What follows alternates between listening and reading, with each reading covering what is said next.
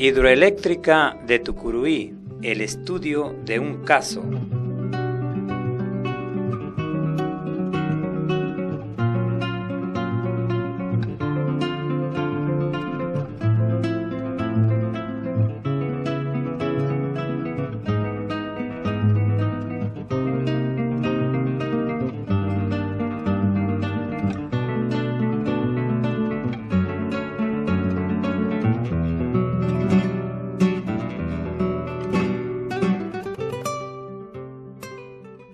La usina que genera hoy 4,240 megawatts de energía abastece 87% del estado de Pará, 97% del Maranhão y 67% de Tocantins, integrando el sureste y el suroeste del país con cerca de 4 millones de personas beneficiadas, representando el 8,7% de la energía generada en el país.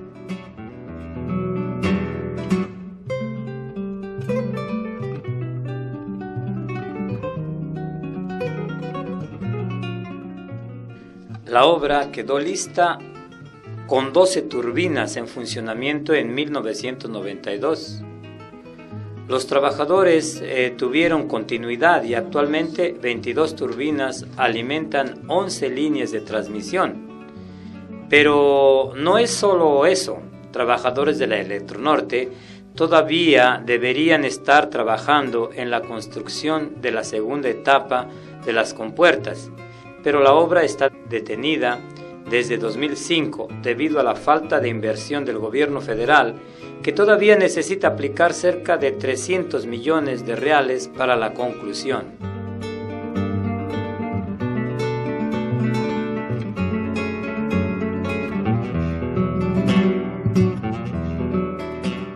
Mientras tantas ciudades reciben energía generada en la plena carretera transamazónica, una grande parte de la propia Tucuruí no usufructúa de esa energía.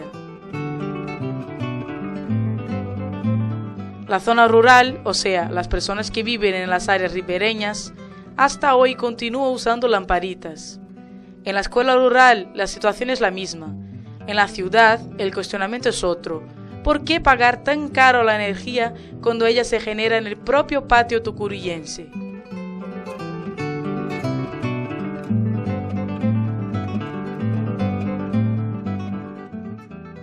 El propio vicealcalde reconoce la explotación del bolsillo del consumidor, diciendo: la energía aquí en Tucuruí es muy cara, yo puedo asegurar que es muy cara. Yo ya tuve una vez el trabajo de hacer una comparación de precio de kilovatio hora que la Electronorte vende para la red CELPA y en cuanto la red CELPA nos la vende a los consumidores, y se lo digo a ustedes. Yo me asusté porque ella es 5 veces más el precio que la vende la Electronorte. Porque foi algo em torno de 5 veces mais do que o preço que era vendido pela Electronorte. Cuando el río Tocantins empezó a ser encauzado, centenas de personas que tenían tierras y sacaban de ellas el sustento para sus familias fueron removidas, desalojadas de sus propiedades. Muchos recibieron indemnizaciones incompletas de lo que habían concordado con la Electronorte. Otros ni siquiera recibieron nada. Yo perdí 10 hectáreas de café, pimienta y otras plantaciones, y perdí mi casa y un pozo. ¿Y qué que se recibió hasta hoy? Y hasta hoy no recibí de ellos ni para comprar un chocolate. Ellos nunca me pagaron. Me prometieron muchas cosas. Dijeron que nos iban a hacer casas y no las hicieron. Tuve que cambiarme a una casita de 5 metros para abrigar a mi familia y cambiarme. Ellos querían el área y se quedaron con ella de cualquier manera. Acabó con la vida humana. Acabó con la vida de las personas que vivían en la zona rural. Acabó con todo, plantío y criaderos. Zona rural y acabó con todo, plantío, criação. En 2005 surgió el movimiento de los desapropiados, personas que fueron afectadas por las hidroeléctricas y que resolvieron buscar sus derechos. Fueron meses de campamento en el lugar donde se está construyendo la segunda etapa de las compuertas, recordando el pasado y reclamándole a quien fuera que sea el responsable de la compensación de tanta pérdida. Perdí todo lo que era mío, puedo decir. Mi marido, mis animales, mi castañar, mucha madera. Lo que yo tenía era cedro, mogno. Mi casa estaba llena de gente que trabaja conmigo. Hoy en día yo no tengo nada, ni casa para vivir. Vivo pagando renta, todo el mundo lo sabe. Hoy vivo en un sufrimiento para sobrevivir. Le pido a Dios que me ayude. No tengo padres ni hermanos. Nosotros éramos 8 hermanos, todos murieron. Uno de estos días, un nieto que yo tenía se murió. Perdí todo lo que tenía. No me gusta contar lo que siento. No me gusta. Eu não tenho parente, um dia desse ainda mataram um neto que eu tinha. Eu perdi tudo, minha filha da minha alma, não gosto de contar o que eu tinha. Decenas de personas que desde hace más de 20 años vivían tranquilas, hoy pagan renta y no tienen idea de cómo será su futuro de ellas. Después de 20 años de la construcción de la presa, percibimos que no logramos tener ningún tipo de restitución que compensara la construcción de la presa. Para fortalecer la lucha del pueblo castigado por las consecuencias de la construcción de la hidroeléctrica, fue creada en Brasil en 1991 el MAP, Movimiento de los Afectados por la Hidroeléctrica. Estas son siglas en portugués, que instituye su primer congreso el 14 de marzo como Día Nacional de la Lucha contra esas construcciones. En Tucuruí, los desapropiados se sumaron al movimiento para luchar por sus reivindicaciones. Solo para que usted tenga una idea, en Brasil son más de 2.000 presas construidas, más de 1 millón de esas personas que fueron expulsadas de sus tierras, 3.400.000 hectáreas de tierras fértiles y productivas inundadas. Entonces, delante de ese contexto, una buena parte de los problemas generados fue resuelto. Se estima que de cada 100 familias afectadas por las presas, 70 no recibieron indemnización justa.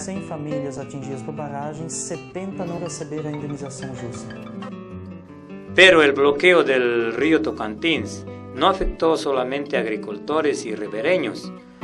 Los pueblos indígenas llegaron a perder casi todo. De la cultura poca cosa quedó.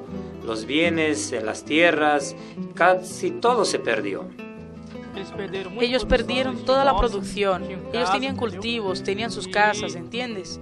Y fue así, una inundación muy rápida. La historia que hoy cuentan los Asuriní es muy triste. Según ellos, después de la época en que se puede llamar diluvio, las muertes empezaron a ocurrir una tras de otra. Los indios se enfermaban y morían de malaria, fiebre y diarrea. No había tiempo para buscar socorro en la madre naturaleza o en la medicina tradicional de los indios. Muchos cuerpos abandonados y quemados dentro de las casas por la imposibilidad de enterrar. Tantos eran los que morían. Muchos indios murieron aquí y no había cómo enterrarlos. Arrojábamos ramas encima, los quemábamos y así se quedaba. ¿Por qué no había cómo enterrarlos? Porque mucha gente moría. ¿Por qué no tinha como enterrar? Porque era muita gente que morria muita gente mesmo. Los Asuriní están reducidos hoy a poco más de 400 indios, viviendo en una aldea llamada Trocará, situada en la carretera Transcametá. En ella también trabajaban profesionales de un proyecto del gobierno federal creado para rescatar la cultura indígena que se perdió en el tiempo. La hidroeléctrica también afectó a otros 6 municipios: Tucuruí, Repartimiento, Breu Branco, Nova Ipixuna, Goianésia, Yacundá y Tupiranga, ciudades que se destructuraron económicamente con la renta que venía del pescado, de la agricultura y de la extracción. Muita gente Mucha gente se mantenía de la castaña, vendía castañas del Pará. Había gente que las compraba y hoy en día los castaños están todos en el fondo. Ya no hay castaña. Se acabaron los cultivos de azaí. Muchas personas extraían azaí, andiroba, muchas cosas que había. Hoy en día ya no hay nada porque el agua acabó con todo. La hidroeléctrica de Tocantins también acabó con toda la vida que había en el río. Y los pescadores se desahogan hoy diciendo: nosotros tenemos que buscar en otra parte. Aquí está todo acabado, no hay nada. Existe el pescador, pero ya no hay pescado. El alto nivel del río se encargó también de traer enfermedades que afectaron principalmente a los ribereños. Las antiguas expresiones todavía suceden en la zona rural. La humareada cargada de química para matar a los insectos transmisores de epidemias. Eso ya es una historia vieja por aquí. Aquí nosotros tenemos casos de malaria y necesitamos ir a la ciudad. Cuando conseguimos un viaje, vamos. Cuando no, nos quedamos esperando a la buena voluntad de Dios. Y cuando se llega a la ciudad, ya no hay remedio.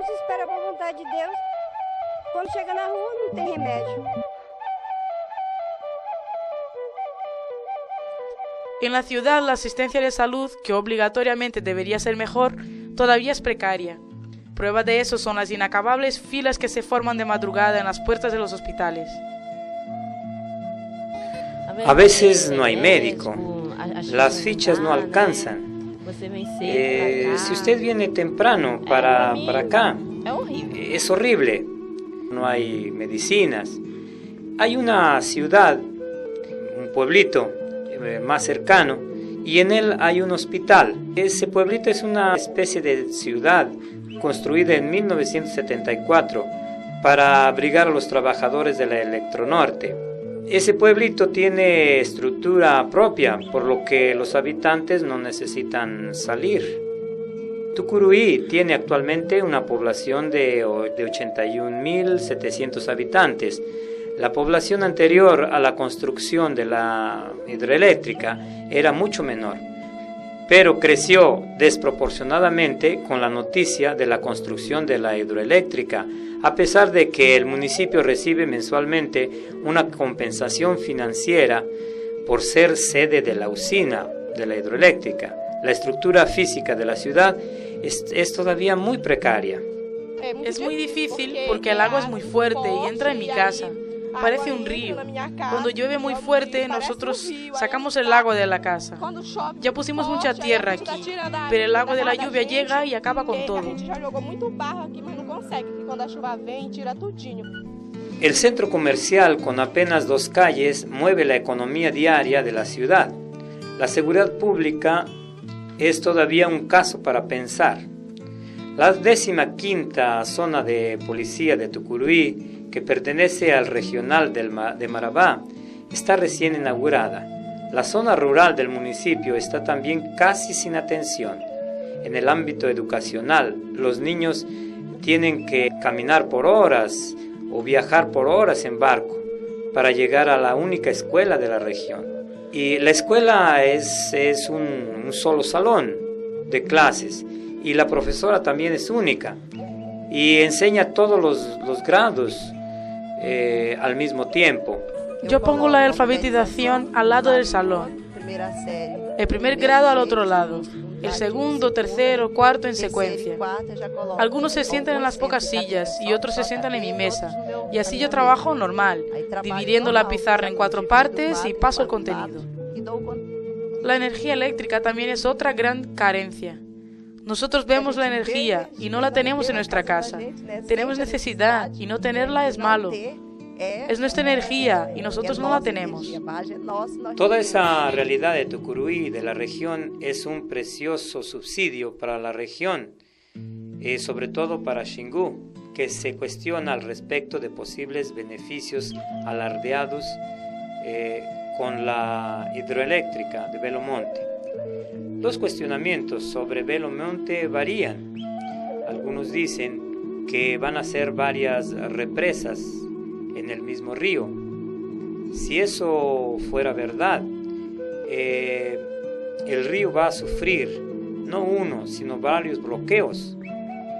Algunos políticos y empresarios defienden que eso es bueno para la región. El asunto que hace años divide opiniones y ya era discutido incluso por el sindicalista Ademir. Algunos políticos y empresarios defienden que eso es bueno para la región. Asunto que hace años divide opiniones y ya era discutido incluso por el sindicalista Ademir. Es un proyecto que van a ser totalmente privatizado y eso va a traer para nosotros un gran problema. Primero, que el río Xingu es un patrimonio de la humanidad. Es un río de agua dulce que corta grandes florestas, áreas indígenas y ribereñas. Y naciendo privatizado, la Electronorte corre contra el tiempo, pasando por encima de las cuestiones jurídicas, de los cuestionamientos de la IARIMA, y para concluir el IARIMA para poner en venta el proyecto. Belo Monte ya aguzó la curiosidad de los investigadores de varias partes del país que trabajan independientemente en publicaciones de estudios de impactos ambientales y sociales. Los mismos estudios también ya fueron iniciados por IBAMA. El azaí es un fruto de la palmera de color rojo oscuro de pulpa comestible. La andiroba es un árbol nativo de la Amazonia, de hasta 30 metros de altura, madera de calidad y de flores amarillas o rojas. Y el IBAMA significa Instituto Brasileño del Medio Ambiente.